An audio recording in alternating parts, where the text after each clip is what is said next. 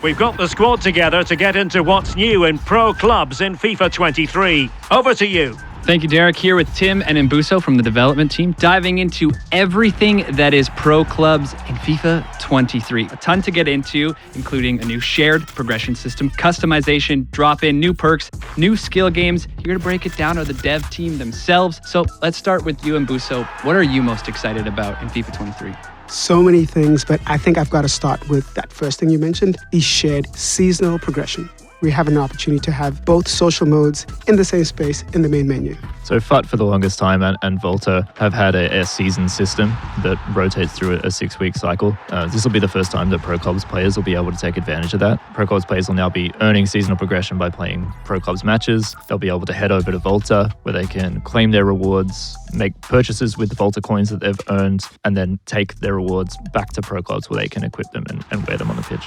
Talking about pro clubs heading over to the 11v11 match, community talks so much about drop-ins. Is there anything new coming to the drop-ins experience this year? Yeah, we're looking to freshen up the drop-in experience this year. We want to bring in more kits, more stadiums. We want to be able to rotate through that visual experience. So now there'll be 8 Pro Clubs drop-in specific kits. On top of that, we do want to liven up the experience and create more moments of magic. So for this year, drop-ins will be 4-minute halves. We want to reduce that down so it's a faster experience, make every moment matter. And we also want to move to a golden goal extra time that won't proceed to penalties beyond that. We want to make it a quick experience. You get in, you score a magic goal in golden goal, and then you're back in the ecosystem, readying up to go again. Community often talks about tracking that progression, perks playing a big role in that. Can you explain anything new coming to perks and the whole progression system as a whole? So for 23, we have listened to a lot of that community feedback. There'll be a lot more levels, and not only that, the gaps between each level, the XP required to move from one to another will be shortened, so it'll be more frequent moments of excitement and more rewards. We're also looking to get perks into the hands of our players sooner. While you may only have one perk slot available to you at launch, we want to get you in and able to experiment and find out which one works for you best. Furthermore, into perks, we do have 4 new perks, 2 of which are defensive based. So there's a great new one called Chase Down, which is activated after a change of possession if you're retreating back toward your own goal, as well as an interceptor perk that'll activate whenever you're defending and the ball is in your proximity. You'll be able to make blocks and traps on opposition passes and shots more easily.